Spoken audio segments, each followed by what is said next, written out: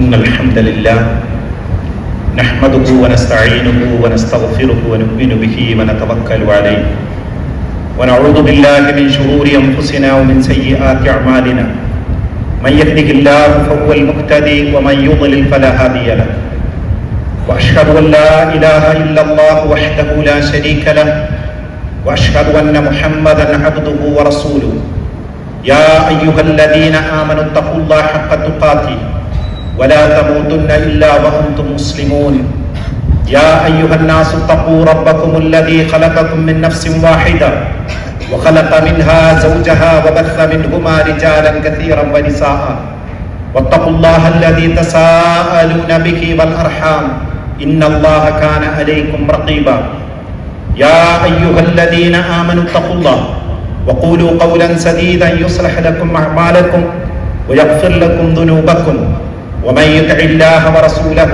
فقد فاز فوزا عظيما. സ്നേഹാദരണീയരായ സഹോദരങ്ങളെ, സഹോദരിമാരെ, പരമകാരുണികനായ അല്ലാഹുവിന്റെ വിധിവിലക്കുകൾ സൂക്ഷിച്ച് ജീവിക്കണമേ എന്ന് ഈ പരിശുദ്ധ ഭവനത്തിൽ ഒത്തുകൂടിയിട്ടുള്ള ഓരോ വിശ്വാസിയെയും വിശ്വാസിനിയെയും ഉണർത്തുകയാണ്. അല്ലാഹുവും അവന്റെ റസൂലും നമ്മളെ ക്ഷണിക്കുന്നത് നമ്മുടെ ഹൃദയങ്ങൾക്ക് നവജീവൻ നൽകുന്ന, പുതുജീവൻ നൽകുന്ന കാര്യത്തിലേക്കാണ്. നമ്മുടെ ഹൃദയത്തിന് എപ്പോഴും ജീവൻ ഉണ്ടാവണം. നമ്മുടെ ഹൃദയത്തിൽ രക്തം പമ്പ് ചെയ്യുന്നത് പോലെ ഈമാന് കൊണ്ട്, ധർമ്മം കൊണ്ട്, നന്മകൾ കൊണ്ട് നമ്മുടെ ഹൃദയം ഏത് സന്ദർഭത്തിലും ജീവനുള്ളതായി തീരണമെന്നാണ് ഇസ്ലാം ആഗ്രഹിക്കുന്നത്. അതുകൊണ്ട് അല്ലാഹുവിന്റെ ഗ്രന്ഥമായ വിശുദ്ധ ഖുർആനും അതിന്റെ പ്രായോഗിക വിശദീകരണമായ പ്രവാചക വചനങ്ങളും മനുഷ്യരെ ക്ഷണിക്കുന്നത് അവരുടെ ഹൃദയങ്ങൾക്ക് പുതുജീവൻ നൽകുന്ന, നവോന്മേഷം നൽകുന്ന, ഒരു പോസിറ്റീവ് എനർജി നൽകുന്ന കാര്യത്തിലേക്കാണ്. വിശുദ്ധ ഖുർആൻ അക്കാര്യത്തെ സംബന്ധിച്ച് പറഞ്ഞു, യാ അയ്യുഹല്ലദീന ആമനു സ്തജീബു ലില്ലാഹി വലിർറസൂൽ ഇദാ ദഅാകും ലിമാ യുഹ്യീകും.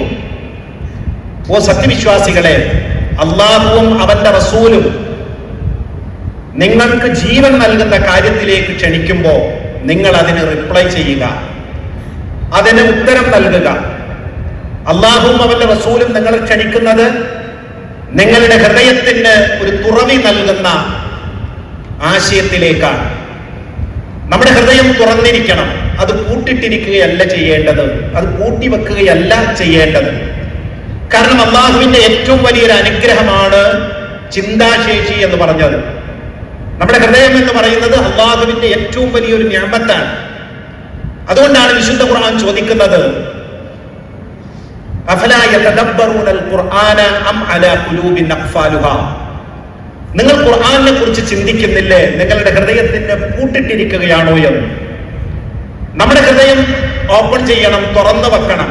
ആർക്ക് വേണ്ടി? സത്യത്തിന് വേണ്ടി, ധർമ്മത്തിന് വേണ്ടി, നന്മയ്ക്ക് വേണ്ടി. അത് കേൾക്കാൻ, അത് ചിന്തിക്കാൻ, അത് ഗ്രഹിക്കാൻ കഴിയുന്ന രൂപത്തിൽ മുൻധാരണയില്ലാതെ നമ്മുടെ മനസ്സ് തുറന്നു വെക്കണം. അങ്ങനെ തുറന്നു വെക്കുമ്പോൾ അല്ലാഹുവിന്റെ വചനങ്ങൾ കേൾക്കുമ്പോൾ നമ്മുടെ ഹൃദയത്തിൽ വെളിച്ചമുണ്ടാകും. നമ്മുടെ ഹൃദയം കൊണ്ട് ആ വിശുദ്ധ ഖുർആനെ നമുക്ക് ഏറ്റുവാങ്ങാൻ കഴിയും. അങ്ങനെയുള്ള ഒരു പ്രകൃതത്തിലാണ്, പൂട്ടിവെക്കാത്ത ഒരു പ്രകൃതത്തിലാണ്, ഓപ്പണായ മനസ്സുമായിട്ടാണ് പരമകാരുണികനായ അല്ലാഹു സുബ്ഹാനഹു വ തആല നമ്മളെയെല്ലാം സൃഷ്ടിച്ചിരിക്കുന്നത്. പക്ഷെ നമ്മൾ എന്ത് ചെയ്യുകയാണ്? നമ്മുടെ അഹന്ത കൊണ്ട്, നമ്മുടെ അഹങ്കാരം കൊണ്ട്, നമ്മുടെ ദുരഭിമാനം കൊണ്ട് നമ്മുടെ ഹൃദയത്തെ പൂട്ടിവെച്ചിരിക്കുകയാണ്. ഇതൊന്നും കയറേണ്ട കാര്യമില്ല, വേറെ വല്ലതുമാണ് കയറേണ്ടത് എന്ന ധാരണയിലാണ് പലപ്പോഴും നമ്മളൊക്കെ ജീവിക്കുന്നത്. എന്നാ വിശുദ്ധ ഖുർആൻ പറയാ, ഇന്ന സമഅ വൽ ബസറ വൽ ഫുആദ കുല്ലു ഉലൈക കാന അൻഹു മസ്ഊല. അല്ലാഹു നൽകിയ കണ്ണ്, കാത്, ഹൃദയം, ഇത് ഓരോരുത്തർക്കും അല്ലാഹു സുബ്ഹാനഹു വ തആല നൽകിയിട്ടുണ്ട്. അതിനെ സംബന്ധിച്ച് അല്ലാഹു ചോദിക്കും, നീ എന്ത് കണ്ടു? നീ എന്ത് കേട്ടു? നീ എന്ത് ചിന്തിച്ചു? ഇത് ചോദിക്കാതെ, ഇതിന് ഉത്തരം പറയാതെ പരമകാരുണികനായ റബ്ബിന്റെ അടുക്കൽ ഞാനും നിങ്ങളും രക്ഷപ്പെടില്ല. ഇത് വിശുദ്ധ ഖുർആൻ പറയുന്ന വലിയൊരു സത്യമാണ്. ആവർത്തിച്ച് പറഞ്ഞുകൊണ്ടിരിക്കുന്ന ഒരു സത്യമാണ്. വിശുദ്ധ ഖുർആൻ പറഞ്ഞു, വല്ലാഹു അഖ്റജകും മിൻ ബുതൂനി ഉമ്മഹാതികും ലാ തഅലമൂന ശൈആ. ഒന്നും അറിയാത്ത ഒരവസ്ഥയിലാണ് നിങ്ങൾ മാതാവിന്റെ ഉദരങ്ങളിൽ നിന്ന് ഈ ഭൂമുഖത്ത് പറന്നു വീഴുന്നത്. എന്നിട്ട് ഖുർആൻ പറഞ്ഞു വജഅല ലക്കുമുസ് സമഅ വൽ അബ്സാറ വൽ അഫ്ഇദത ലഅല്ലകും തഷ്കുറൂൻ. നിങ്ങൾക്ക് കണ്ണും കാതും ഹൃദയവും ഒക്കെ നൽകി നിങ്ങൾ ചിന്തിക്കുന്നതിന് വേണ്ടി. നമ്മുടെ കണ്ണ് തുറന്നു, നമ്മുടെ ഹൃദയം തുറന്നു, നമ്മുടെ കാത് തുറന്നു. നമ്മുടെ ലോകം കണ്ടു, ലോകം കേട്ടു, ലോകം കേട്ടുകൊണ്ടിരിക്കുന്നു, ചിന്തിച്ചുകൊണ്ടിരിക്കുന്നു. അതിനു വേണ്ടിയാണ് പരമകാരുണികനായ അല്ലാഹു സുബ്ഹാനഹു വ തആല ഈ അനുഗ്രഹങ്ങളെല്ലാം നിങ്ങൾക്ക് നൽകിയിരിക്കുന്നത്. അതൊന്നും കാണാതെ കേൾക്കാതെ കൂട്ടിവെക്കാനുള്ളതല്ല. അപ്പൊ അകക്കണ്ണുകൊണ്ട് കാണുന്ന, അകക്കാത് കൊണ്ട് കേൾക്കുന്ന കാര്യങ്ങളെ ആഴത്തിൽ ചിന്തിച്ച് മനസ്സിലാക്കാൻ കഴിയുന്ന ഒരു പ്രകൃതമാണ് നമുക്കുള്ളത്. പക്ഷെ ആ പ്രകൃതിയെ നശിപ്പിക്കുന്നതാരാ? നമ്മൾ തന്നെയാണ്. നമ്മൾ ചിന്തിക്കുന്നില്ല, നമ്മൾ കേൾക്കുന്നില്ല, നമ്മൾ ഗ്രഹിക്കുന്നില്ല. അങ്ങനെയാകുമ്പോ നമ്മുടെ അവസ്ഥ എന്തായിരിക്കുമെന്ന് ഖുർആൻ പറയുന്നു. ഇന്ന ശർറദ് ദവാബി ഇൻദല്ലാഹി അസ്സുമ്മുൽ ബുക്മുൽ ലദീന ലാ യഖിലൂൻ. ഈ ഭൂമുഖത്തുള്ള മോശം ജന്തുക്കളിൽ ഒരു ജന്തുവായിട്ട് നമ്മൾ മാറും. മോശം ജന്തു ആരാണ് എന്നാണ് ഖുർആൻ പറയുന്നത്? അള്ളാഹുവിനെ കുറിച്ച് ചിന്തിക്കാത്ത, അവന്റെ ദൃഷ്ടാന്തങ്ങളെ കുറിച്ച് ചിന്തിക്കാത്ത ഊമകളും ബധിരന്മാരും. എങ്ങനെയാണ് ഊമകളും ബധിരന്മാരും എന്ന് ഖുർആൻ പറഞ്ഞത്? സംസാരശേഷി ഉണ്ടായിട്ടും സത്യം സംസാരിക്കാത്ത, കേൾവി ശക്തി ഉണ്ടായിട്ടും കാര്യങ്ങൾ ശരിയായ രൂപത്തിൽ കേൾക്കാത്തവരാണ്. അങ്ങനെയുള്ള ആളുകളാണ് ഈ ഭൂമുഖത്തെ മോശം ജന്തുക്കൾ എന്നാണ് പറയുന്നത്. ഖുർആൻ മറ്റൊരു ഭാഗത്ത് പറഞ്ഞു ഉലൈക കൽ അൻആം ബൽ ഹും അദൽ. അവർ മൃഗങ്ങളെ പോലെയാണ്, അല്ലെങ്കിൽ അതിനേക്കാൾ മേലെയാണ് അവരുടെ സ്ഥാനം എന്ന് വിശുദ്ധ ഖുർആൻ പറഞ്ഞു. അതിനേക്കാൾ വഴിപിഴച്ച രൂപത്തിലാണ് എന്ന് പറഞ്ഞു. ഇതൊക്കെ പറയാനുള്ള കാരണം അല്ലാഹു നൽകിയ ഈ അനുഗ്രഹങ്ങളെ ശരിയായ രൂപത്തിൽ നമ്മൾ വിനിയോഗിക്കാത്തത് കൊണ്ടാണ്. നമ്മുടെ കേൾവിയെയും സംസാരത്തെയും ബന്ധപ്പെടുത്തിക്കൊണ്ടാണ് ഖുർആൻ പറഞ്ഞത്. നന്നായി കേൾക്കുന്ന ഒരാൾക്ക് നന്നായി സംസാരിക്കാൻ കഴിയും. കൊച്ചുനാളിൽ ഉമ്മയിൽ നിന്ന്, വാപ്പയിൽ നിന്ന്, സഹോദരങ്ങളിൽ നിന്ന്, ചുറ്റുപാടുകളിൽ നിന്ന് പദങ്ങൾ പിടിച്ചെടുത്ത് കേട്ട് പിന്നീട് സംസാരത്തിലേക്ക് നീങ്ങാണ്. നന്നായി കേൾവി ശക്തിയില്ലെങ്കിൽ നമ്മുടെ സംസാരത്തെ അത് ബാധിക്കും. ഖുർആൻ പറഞ്ഞത് എത്രമേൽ സത്യമാണ് എന്ന് ആലോചിച്ച് നോക്കൂ നിങ്ങൾ. ശരിയായ രൂപത്തിൽ ആവണമെങ്കിൽ, അല്ലാതെ കേൾവിയില്ലാത്ത ആൾ സംസാരിക്കില്ല എന്നല്ല. ചിലപ്പോൾ സംസാരിക്കാം, പദങ്ങൾ പറയാം, അല്ലെങ്കിൽ അങ്ങനെയുള്ള അവസ്ഥ ഉണ്ടാവാം. പക്ഷെ അതിനെ രണ്ടിനെയും ബന്ധപ്പെടുത്തിക്കൊണ്ടാണ് വിശുദ്ധ ഖുർആൻ പറയുന്നത്. ശരിയായ രൂപത്തിൽ കേൾക്കുമ്പോഴാണ് നല്ലത് സംസാരിക്കാൻ അവന് കഴിയുക. അപ്പൊ കാര്യം അറിഞ്ഞിട്ടും സത്യം സംസാരിക്കാത്ത ഒരാൾ, കാര്യം കേട്ടിട്ടും അത് ഗ്രഹിക്കാത്ത ഒരാൾ, അവനാണ് ഏറ്റവും മോശം ജന്തു എന്നാണ് വിശുദ്ധ ഖുർആൻ ഇവിടെ സൂചിപ്പിക്കുന്നത് എന്ന് സഹോദരങ്ങളെ, സഹോദരിമാരെ നാം മനസ്സിലാക്കേണ്ടതുണ്ട്. അല്ലാഹു സുബ്ഹാനഹു വ തആല നമുക്ക് അറിവ് നൽകി, വിജ്ഞാനം നൽകി, ആഴത്തിൽ ചിന്തിക്കാനുള്ള ശേഷി നൽകി. അതൊക്കെ ഓരോ കാലഘട്ടത്തിലും അല്ലാഹു ഇങ്ങനെ നൽകിക്കൊണ്ടിരിക്കും. അല്ലാഹുവിന്റെ അനുഗ്രഹമാണത്. അല്ലമൽ ഇൻസാന മാ ലം യഅലം. മനുഷ്യൻ അറിയാത്ത കാര്യങ്ങൾ അല്ലാഹു പഠിപ്പിച്ചു. അത് ഒരു തലമുറയ്ക്ക് പഠിപ്പിച്ചു കൊടുത്ത വിവരമല്ല അടുത്ത തലമുറക്ക് നൽകുന്നത്. കഴിഞ്ഞ തലമുറ കണ്ടെത്തിയ കാര്യങ്ങൾ യാഥാർത്ഥ്യമായി വരുന്നത് ഈ തലമുറയിലായിരിക്കാം. ഈ തലമുറ കണ്ടെത്തുന്ന കാര്യങ്ങൾ അടുത്ത തലമുറയിലോ അല്ലെങ്കിൽ അതിന്റെ അടുത്ത തലമുറയിലോ ആയിരിക്കാം വികാസം പ്രാപിച്ചു വരുന്നത്. ഓരോ തലമുറയിലേക്കും ആവശ്യമായ വിവരങ്ങൾ അല്ലാഹു നൽകും. എന്തിനാണ് ആ വിവരങ്ങൾ അല്ലാഹു നൽകിയത്? ലൈൻ ശകർതും ലഅസീദന്നകും. ഈ വിവരങ്ങൾ അല്ലാഹു നിങ്ങൾക്ക് നൽകിയതിന് നിങ്ങൾ നന്ദി കാണിക്കാൻ വേണ്ടിയാണ്. ആ നന്ദി അല്ലാഹുവിനെ അറിഞ്ഞുകൊണ്ടായിരിക്കണം. ഈ പ്രപഞ്ചത്തിന് സൃഷ്ടാവുണ്ട്, അവന്റെ ഗൈഡൻസ് അനുസരിച്ചാണ് നമ്മൾ ജീവിക്കേണ്ടത്. ഈ വിശുദ്ധ ഖുർആൻ എനിക്ക് നേർവഴി കാണിച്ചു തരുന്ന ഗ്രന്ഥമാണ്. ഇന്ന ഹാദൽ ഖുർആൻ യഹ്ദീ ലില്ലതീ ഹിയ അഖ്വം. ഏറ്റവും ചൊവ്വായ വഴിയിലേക്ക് എന്നെ നയിക്കുന്ന ഒരു ഗ്രന്ഥം എന്റെ മുന്നിലുണ്ട്. അത് ജീവിച്ച് കാണിച്ചു തന്ന പ്രവാചകന്റെ മാതൃക എന്റെ മുന്നിലുണ്ട്. അതുകൊണ്ട് ഞാൻ ഫോളോ ചെയ്യേണ്ടത് ഈ ഖുർആനും ഈ ഹദീസുമാണ്. ഇതിലാണ് സത്യം കിടക്കുന്നത്. ഇതാണ് എനിക്ക് ഉന്മേഷം നൽകുന്നത്, എന്റെ ഹൃദയത്തിന് തുറവി നൽകുന്നത്, എന്റെ ജീവിതത്തെ സംസ്കരിക്കുന്നത്, എന്നെ എല്ലാവിധ തിന്മകളുടെ കെട്ടുകളിൽ നിന്നും എന്നെ മോചിപ്പിക്കുന്നത് ഈ ഖുർആനാണ് എന്ന് ചിന്തിക്കുവാൻ മനുഷ്യൻ സാധിക്കണം. അങ്ങനെ ചിന്തിക്കാൻ കഴിയുന്നവർക്കാണ് വിജയമുണ്ടാകുന്നത്, വെളിച്ചമുണ്ടാകുന്നത്, അവർക്ക് നിർഭയം സഞ്ചരിക്കാൻ കഴിയുന്നത്, ഇഹലോകത്തും പരലോകത്തും വെളിച്ചമുണ്ടാകുന്നത് അത്തരം ജനവിഭാഗങ്ങൾക്കാണ്. ആ അറിവ് അല്ലാഹു സുബ്ഹാനഹു വ തആല ഇങ്ങനെ തലമുറകളിലൂടെ കൈമാറ്റം ചെയ്യപ്പെടും. ഖുർആൻ പറഞ്ഞു, വഹുവല്ലദീ ജഅലകും ഖലായിഫ ഫിൽ അർദ്, നിങ്ങളെ ഭൂമിയിൽ പിന്തുടർച്ചക്കാരാക്കി എന്നാണ്. എന്താ ഭൂമിയിൽ നിങ്ങളെ ഖലീഫയാക്കി അല്ലെങ്കിൽ പിന്തുടർച്ചക്കാരാക്കി എന്ന് പറഞ്ഞതിന്റെ അർത്ഥം? ഒരു തലമുറയിൽ നിന്ന് അറിവ് ശേഖരിച്ചുകൊണ്ട് അടുത്ത തലമുറക്ക് കൈമാറാൻ, അല്ലെങ്കിൽ കഴിഞ്ഞ തലമുറയിലെ വിവരങ്ങൾ ശേഖരിച്ചുകൊണ്ട് അടുത്ത തലമുറയിൽ സജീവമായി ജീവിക്കുവാനുള്ള പ്രകൃതത്തിലാണ് മനുഷ്യനെ ഈ ഭൂമിയിൽ അല്ലാഹു സൃഷ്ടിച്ചിട്ടുള്ളത്. അങ്ങനെ മനുഷ്യൻ ജീവിക്കുമ്പോൾ അല്ലാഹു ചിലരെ മറ്റു ചിലരെക്കാൾ ഉയർത്തും. മറ്റു ചിലർക്കില്ലാത്ത അറിവുകൾ ഉണ്ടാകും, സൗകര്യങ്ങൾ ഉണ്ടാകും, സ്വാധീനമുണ്ടാകും, അധികാരമുണ്ടാകും. അതൊക്കെ അല്ലാഹു സുബ്ഹാനഹു വ തആല പരീക്ഷണാടിസ്ഥാനത്തിൽ നൽകുന്നതാണ്. ലിയബ്ലുവക്കും ഫീമാ അതാക്കും, നിങ്ങൾക്ക് നാം നൽകിയതിൽ പരീക്ഷിക്കുന്നതിന് വേണ്ടിയാണ്. കഴിഞ്ഞ തലമുറക്ക് നൽകാത്ത ഒരുപാട് അനുഗ്രഹങ്ങൾ ഈ തലമുറക്ക് ലഭിക്കും, കിട്ടിയിട്ടുണ്ട്. നമുക്ക് നിങ്ങൾ ഈ തലമുറക്ക് ലഭിച്ച ഏറ്റവും വലിയ അറിവെന്താ? ഇന്ന് നാം ജീവിക്കുന്നത് നിർമ്മിത ബുദ്ധിയുടെ കാലത്താണ്. ആർട്ടിഫിഷ്യൽ ഇന്റലിജൻസ് എന്ന് പറയും. നിർമ്മിത ബുദ്ധിയുടെ കാലത്താണ് നമ്മൾ ജീവിക്കുന്നത്. നമ്മുടെ സഞ്ചാരങ്ങൾ, നമ്മുടെ സർവീസുകള്, നമ്മുടെ വിദ്യാലയങ്ങള്, നമ്മുടെ പള്ളികള്, നമ്മുടെ നിരത്തുകള്, മനുഷ്യൻ ബന്ധപ്പെടുന്ന എല്ലാ മേഖലകളിലും ഇന്ന് ആർട്ടിഫിഷ്യൽ ഇന്റലിജൻസിന്റെ ടൂൾസുകൾ ഉപയോഗിക്കുകയാണെങ്കിൽ അതിന്റെ സൗകര്യത്തിലാണ് നമ്മൾ മുന്നോട്ട് പോയിക്കൊണ്ടിരിക്കുന്നത്. അത്യത്ഭുതകരമായ കാഴ്ചകളാണ് നമ്മൾ കണ്ടുകൊണ്ടിരിക്കുന്നത്. കഴിഞ്ഞ തലമുറക്കൊന്നും ആലോചിക്കാൻ പോലും പറ്റാത്ത വിവരങ്ങളാണ് നമ്മുടെ മുമ്പിൽ. വിവര വിപ്ലവമാണ്, ടെക്നോളജിയുടെ വികാസം വിപ്ലവമാണ് നമ്മുടെ മുന്നിൽ നിന്നുകൊണ്ട് നടന്നുകൊണ്ടിരിക്കുന്നത്. അടുത്ത തലമുറയിൽ എന്ത് മാറ്റങ്ങളാണ് ഉണ്ടാവുക എന്ന് പ്രവചിക്കാൻ കഴിയാത്ത വേഗത്തിലുള്ള മാറ്റങ്ങളാണ് ലോകത്ത് സംഭവിച്ചു കൊണ്ടിരിക്കുന്നത്. അതിന്റെ ഗുണങ്ങൾ ഉണ്ടാവും, ദോഷങ്ങൾ ഉണ്ടാവും, സ്വാഭാവികമാണ്. ഏത് സൗകര്യങ്ങൾ ലോകത്തുണ്ടാകുമ്പോഴും അതിന്റെ ദോഷങ്ങളും ഉണ്ടാകും, നന്മയും ഉണ്ടാവും. വിശ്വാസി സമൂഹത്തെ സംബന്ധിച്ചിടത്തോളം അതിന്റെ നന്മകളെ എടുക്കുക എന്നുള്ളതാണ്. കാരണം വലിയ ആയുധമാണത്. വലിയ ഒരു ആയുധം കൈകാര്യം ചെയ്യുമ്പോൾ ഏറെ ജാഗ്രത വേണം. ആർട്ടിഫിഷ്യൽ ഇന്റലിജൻസ് വഴി തെറ്റായ വിവരങ്ങൾ പ്രചരിപ്പിക്കുന്നു, തെറ്റായ ഫോട്ടോകൾ പ്രചരിപ്പിക്കുന്നു, ആളുകളെ ഭിന്നിപ്പിക്കുന്നു, നശിപ്പിക്കുന്നു, വർഗീയതയിലേക്ക് നയിക്കുന്നു, യുദ്ധങ്ങളും സംഘർഷങ്ങളും സംഘട്ടനങ്ങളും ലോകത്തുണ്ടാക്കുന്നു. മനുഷ്യത്വത്തെ തന്നെ ഭീഷണിയായി വരുന്ന സാഹചര്യങ്ങളുണ്ട്. അതൊക്കെ ഒരു വശത്തെ. പക്ഷേ അറിവിന്റെ പുതിയ വാതായനങ്ങൾ തുറന്നിട്ടിരിക്കുകയാണ്. ലോകത്ത് മനുഷ്യൻ കൊടുത്ത വിവരങ്ങളുടെ അടിസ്ഥാനത്തിൽ നാം തിരയുന്ന കാര്യങ്ങൾ അനുനിമിഷം നമ്മുടെ മുന്നിൽ ഇങ്ങനെ കണ്ടെത്തുകയാണ്. നോക്കൂ നിങ്ങൾ, ആകാശഭൂമികളെ മനുഷ്യൻ അധീനപ്പെടുത്തി കൊടുത്തിരിക്കുന്നു എന്ന് വിശുദ്ധ ഖുർആൻ പറയുമ്പോ ഏതെല്ലാം തരത്തിലുള്ള അറിവുകളും അനുഭവങ്ങളുമാണ് നമ്മുടെയൊക്കെ മുന്നിൽ ഓരോ ദിനവും ഓരോ നിമിഷവും പെയ്തിറങ്ങിക്കൊണ്ടിരിക്കുന്നതും. അപ്പൊ ഇത്തരം അനുഭവങ്ങളും അറിവുകളും ഒക്കെ തന്നെയും മനുഷ്യനെ ചിന്തിപ്പിക്കുവാനും വെളിച്ചത്തിലേക്ക് നയിക്കാനുമായിരിക്കണം. അതിനെ ഉപയോഗപ്പെടുത്തുന്ന തലമുറകൾ നമ്മുടെ സമൂഹത്തിൽ സജീവമായി നിലനിൽക്കേണ്ടതുണ്ട്.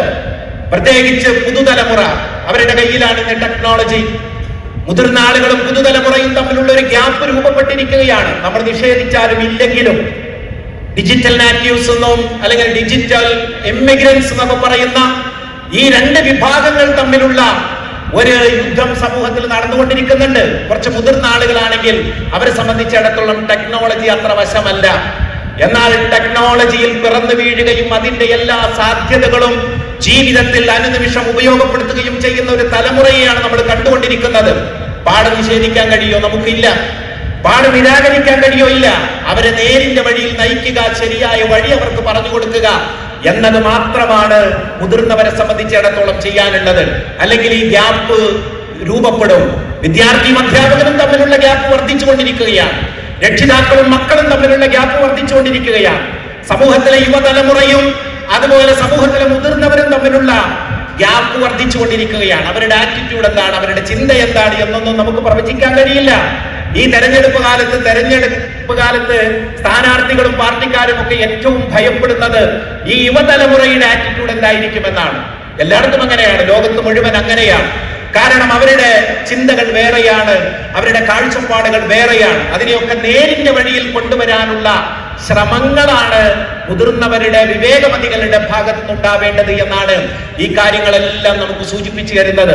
പുതുതലമുറ ഈ ഉമ്മത്തിന്റെ ഏറ്റവും വലിയ അൽജീലുൽ ജദീദ് സർവത്തുൽ ഉമ്മത്തിൽ മുസ്ലിമ എന്നാ പറയുന്നത്. മുസ്ലിം ഉമ്മത്തിന്റെ ഏറ്റവും വലിയ സമ്പത്താണ് ഈ പുതുതലമുറ. ഈ പുതുതലമുറയെ അവഗണിച്ച് മുന്നോട്ട് പോകാൻ കഴിയില്ല. കാരണം അവരുടെ അടുക്കൽ ടെക്നോളജി ഉണ്ട്, അറിവുണ്ട്, അനുഭവങ്ങളുണ്ട്. പിഴവില്ല എന്നല്ല, കാരണം അവരെ പഴിപ്പിക്കാൻ വേണ്ടിയിട്ടുള്ള ഒരുപാട് ശ്രമങ്ങൾ നടക്കുന്നു, അതിന്റെ പിന്നാലെ പോകുന്ന ഒരുപാട് ആളുകളെ കാണാൻ കഴിയുന്നു. പക്ഷേ അറിവിന്റെ മേഖലയിൽ ശരിയായ രൂപത്തിൽ വിഹരിക്കുന്ന ഒരുപാട് യുവതലമുറയിലെ കുട്ടികളെ നമ്മൾ കാണുന്നു. ആൺകുട്ടികളെയും പെൺകുട്ടികളെയും സോഷ്യൽ മീഡിയ ഒക്കെ പരതിയാൽ ഇഷ്ടം പോലെ അത്തരം കുട്ടികളെ നമുക്ക് കാണാൻ കഴിയും. അവർ ഖുർആൻ പഠിക്കുന്നു, ഹദീസ് പഠിക്കുന്നു, ദീൻ പഠിക്കുന്നു, അതുമായിട്ട് ഡിബേറ്റ് നടത്തുന്നു. മതനിരാസ പ്രസ്ഥാനത്തിന്റെ ആളുകളോട് ഡിബേറ്റ് നടത്തുന്ന ആളുകൾ, അതുപോലെ ലിബറൽ ആശയങ്ങളുമായി വരുന്ന ആളുകളെ ഡിബേറ്റ് ചെയ്യുന്ന ആളുകള്. കാരണം അവർക്ക് നല്ല പവറുള്ള ലാംഗ്വേജ് ഉണ്ട്, അവർക്ക് ടെക്നോളജി ഉണ്ട്, അവർക്ക് അറിവുണ്ട്, അനുഭവമുണ്ട്, പുതിയ കാല ലാംഗ്വേജ് ഉണ്ട്. അതുകൊണ്ട് അവർക്ക് കാലത്തെ അഭിമുഖീകരിക്കാൻ കഴിയുന്ന ആന്തരികമായ കരുത്തുണ്ട്, അകബലമുണ്ട്. അതുകൊണ്ട് അവർ ഉയർന്നു നിൽക്കും പുതുതലമുറ. അവരെ നമ്മൾ പ്രോത്സാഹിപ്പിക്കുകയാണ് ഇത്തരം സന്ദർഭങ്ങളിലെല്ലാം വേണ്ടത് എന്നാണ് നമ്മൾ മനസ്സിലാക്കേണ്ടത്. സാമ്പ്രദായികമായ പലതിനെയും അവർ ചോദ്യം ചെയ്തുകൊണ്ടിരിക്കും. പുതുതലമുറയിലെ കുട്ടികളുടെ പ്രത്യേകത, അവർ ചോദ്യങ്ങൾ ഉന്നയിച്ചുകൊണ്ടിരിക്കും. ആ ചോദ്യങ്ങൾക്ക് ഖുർആനിന്റെയും ഹദീസിന്റെയും ഒക്കെ അടിസ്ഥാനത്തിലുള്ള മറുപടി പറയുക, ദീനിന്റെ അടിസ്ഥാനത്തിലുള്ള മറുപടി പറയുക എന്നുള്ളതാണ് വിവേകമതികളായ ഒരു സമൂഹത്തിന്റെ ഏറ്റവും വലിയ ബാധ്യത.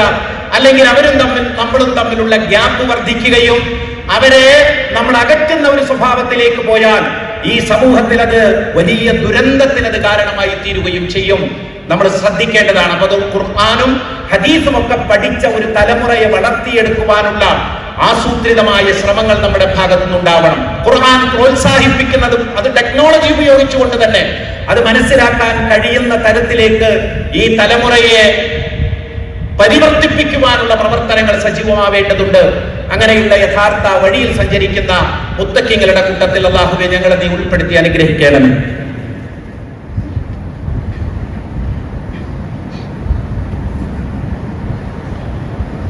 അൽഹംദുലില്ലാഹി റബ്ബിൽ ആലമീൻ വസ്സലാത്തു വസ്സലാമു അലാ അഷ്റഫിൽ അംബിയാഇ വൽ മുർസലീൻ നബിയ്യനാ മുഹമ്മദിൻ വആലിഹി വസഹ്ബിഹി അജ്മഈൻ. ബഹുമാന്യരായ സഹോദരങ്ങളെ, സഹോദരിമാർ, പരമകാരുണികനായ അല്ലാഹുവിന്റെ വിധിവിലക്കുകൾ സൂക്ഷിച്ച് ജീവിക്കണമേ എന്ന് ഒരിക്കൽ കൂടി ഉണർത്തുകയാണ്. മഹാനായ റസൂലുള്ളാഹി സ്വല്ലല്ലാഹു അലൈഹി വസല്ലം പറഞ്ഞു, അൽ മുഅ്മിനുൽ ഖവിയ്യു ഖൈറുൻ വഅഹബ്ബു ഇലല്ലാഹി മിനൽ മുഅ്മിനിൽ ദഈഫ്. ഒരു ദുർബലനായ വിശ്വാസിയേക്കാളൊക്കെ അല്ലാഹുവിന് ഇഷ്ടം ശക്തമാനായ ഒരു വിശ്വാസിയെയാണ്. ശരീരം കൊണ്ട് മാത്രമല്ല, വിജ്ഞാനം കൊണ്ട്, അറിവ് കൊണ്ട്, അനുഭവങ്ങൾ കൊണ്ട്, ടെക്നോളജി കൊണ്ട്, സമൂഹത്തിലെ സ്വാധീനങ്ങൾ കൊണ്ട് ഒക്കെ ഉയർന്നു നിൽക്കുന്ന ഒരു വിശ്വാസി, അവൻ ഒരുപാട് കാര്യങ്ങൾ സമൂഹത്തിൽ ചെയ്യാൻ കഴിയുമെന്നാണ് മഹാനായ പ്രവാചകൻ സല്ലല്ലാഹു അലൈഹി വസല്ലമയുടെ ഈ വചനത്തിൽ നമ്മൾ ഗ്രഹിക്കേണ്ടത്. പ്രവാചകൻ സല്ലല്ലാഹു അലൈഹി വസല്ലം പറഞ്ഞു, ഉപകാരപ്രദമായ കാര്യത്തിൽ നീ കഠിനാധ്വാനം ചെയ്യണം. ആലസ്യം പടിഞ്ഞ് മടിമടിഞ്ഞ് നീ ഈ ദുനിയാവില് നിനക്ക് ഉപകാരപ്രദമായ കാര്യത്തില്, അതോടൊപ്പം തന്നെ നാളെ പരലോക രക്ഷയ്ക്ക് വേണ്ടിയുള്ള കാര്യത്തില് കഠിനാധ്വാനം ചെയ്യണമെന്നാണ് മഹാനായ പ്രവാചകൻ സല്ലല്ലാഹു അലൈഹി വസല്ലം പറഞ്ഞിട്ടുള്ളത്. അതുകൊണ്ട് തന്നെ അറിവും അനുഭവങ്ങളും ഒക്കെ വികസിപ്പിക്കുവാനുള്ള ആധുനിക സങ്കേതങ്ങൾ ശരിയായ രൂപത്തിൽ വിനിയോഗിക്കുവാൻ നമുക്കൊക്കെ സാധിക്കേണ്ടതുണ്ട്. ആ വഴിയിൽ പുതുതലമുറയെ നയിക്കുവാനുള്ള മാർഗനിർദ്ദേശങ്ങൾ നമ്മുടെ ഭാഗത്ത് നിന്ന് നിരന്തരമായിട്ട് നൽകേണ്ടതുണ്ട്. ഖുർആനുമായി ബന്ധപ്പെട്ടിട്ടുള്ള നിരന്തരമായ ചർച്ചകളും ഗവേഷണങ്ങളും ഒക്കെ നടക്കേണ്ടതുണ്ട്. ഖുർആനികമായ ഒരു അന്തരീക്ഷത്തിൽ നമ്മുടെ സമൂഹത്തെ വളർത്തിയെടുക്കുവാനുള്ള ആസൂത്രിതമായ ശ്രമങ്ങൾ ലോകത്തിന്റെ എല്ലാ ഭാഗങ്ങളിലും നടന്നുകൊണ്ടിരിക്കുന്ന ഒരു കാലത്താണ് നമ്മൾ ജീവിക്കുന്നത്. നമ്മുടെ ഈ ക്യാമ്പസും ഖുർആനിന്റെ ഒരു സിറ്റിയായിക്കൊണ്ട്, ഖുർആനിന്റെ മെസ്സേജുകൾ പരത്തുന്ന ഒരു സിറ്റിയായിക്കൊണ്ട് മാറുവാൻ, ഈ മസ്ജിദ് അങ്ങനെ മാറുവാൻ ഒക്കെ നമ്മുടെ ഭാഗത്തു നിന്നുള്ള വലിയ സഹകരണവും അതുപോലെ തന്നെ പിന്തുണയും ഒക്കെ ആവശ്യമുള്ള ഒരു കാലഘട്ടത്തിലാണ് നാം സഞ്ചരിച്ചു കൊണ്ടിരിക്കുന്നത്. ആ വഴിയിൽ സഞ്ചരിക്കുവാനും ആ വഴിയിൽ നീങ്ങുവാനും നമുക്ക് എല്ലാവർക്കും പരമകാരുണികനായ അല്ലാഹു തൗഫീഖ് നൽകി അനുഗ്രഹിക്കുമാറാവട്ടെ. നമ്മളിൽ നിന്ന് വന്നുപോയിട്ടുള്ള എല്ലാ അബദ്ധങ്ങളും പരമകാരുണികനായ റബ്ബ് നമുക്ക് പുറത്തു മാപ്പാക്കി തരുമാറാവട്ടെ. ഇന്ന് ഈ പള്ളിയിൽ നിന്ന് എടുക്കുന്ന കളക്ഷന് സാമൂഹ്യ പ്രവർത്തനങ്ങൾക്കുള്ള അഥവാ രോഗികളായി കിടക്കുന്ന ദുർബലരായ വിഭാഗങ്ങളെ സംരക്ഷിക്കുന്നതിന് വേണ്ടിയുള്ള കളക്ഷനാണ്. അതിന്റെ ഭാഗമാകാൻ സാന്ദർഭികമായിട്ട് എല്ലാ വിശ്വാസികളെയും ഉണർത്തുകയാണ്. ലോകത്തിന്റെ നാനാഭാഗങ്ങളിൽ വിഷമം അനുഭവിച്ചു കഴിയുന്ന മുസ്ലിം സഹോദരങ്ങൾക്ക് അല്ലാഹുവേ നീ നിർഭയത്വം പ്രദാനം ചെയ്യണമേ. അള്ളാഹുവെ, മാനസികമായി, ശാരീരികമായി, സാമ്പത്തികമായി തളർന്ന അനവധി ആളുകൾ ഈ ജുമായിൽ പങ്കെടുത്തുകൊണ്ടിരിക്കുന്നു. എല്ലാവർക്കും എല്ലാ അർത്ഥത്തിലുമുള്ള സമാധാനവും സ്വസ്ഥതയും നൽകി അള്ളാഹുവെ നീ അനുഗ്രഹിക്കണമേ. അള്ളാഹുവെ, ഞങ്ങൾക്ക് മരണപ്പെട്ടു പോയ മാതാപിതാക്കള്, ബന്ധുമിത്രാദികള്, സ്നേഹജനങ്ങള്, പ്രിയപ്പെട്ടവരെ, ഇണകള്, അവരുടെ ഖബറുകൾ അള്ളാഹുവെ നീ പ്രകാശിപ്പിക്കണമേ. മഗ്ഫിറത്തും മർഹമത്തും നൽകി അനുഗ്രഹിക്കണമേ. അള്ളാഹുവെ, ഞങ്ങൾക്ക് രോഗികളായി കിടക്കുന്ന മുഴുവൻ സഹോദരങ്ങൾക്കും ശിഫ നൽകി അനുഗ്രഹിക്കണമേ. അല്ലാഹുമ്മ ഫിൽ മുഅ്മിനീന വൽ മുഅ്മിനാത്ത് വൽ മുസ്ലിമീന വൽ മുസ്ലിമാത്ത് അൽ അഹ്യാഉ മിൻഹും വൽ അംവാത്ത് ഇന്നക മുജീബു ദഅവാതി യാ ഖാദിൽ ഹാജാത്ത്. اللهم اجرنا من النار، اللهم اجرنا من النار. اللهم اعز الاسلام والمسلمين واذل الشرك والمشركين. ربنا هب لنا من ازواجنا وذرياتنا قرة اعين واجعلنا للمتقين اماما. اللهم آت نفوسنا تقواها وزكها أنت خير من زكاها أنت وليها ومولاها. اللهم إنا نسألك الهدى والتقى والعفاف والغنى يا أرحم الراحمين. ربنا هب لنا من أزواجنا وذرياتنا قرة أعين واجعلنا للمتقين إماما. ربنا آتنا في الدنيا حسنة وفي الآخرة حسنة وقنا عذاب النار. اللهم صل وسلم على رسولك وعبدك محمد وآله وصحبه أجمعين والحمد لله رب العالمين.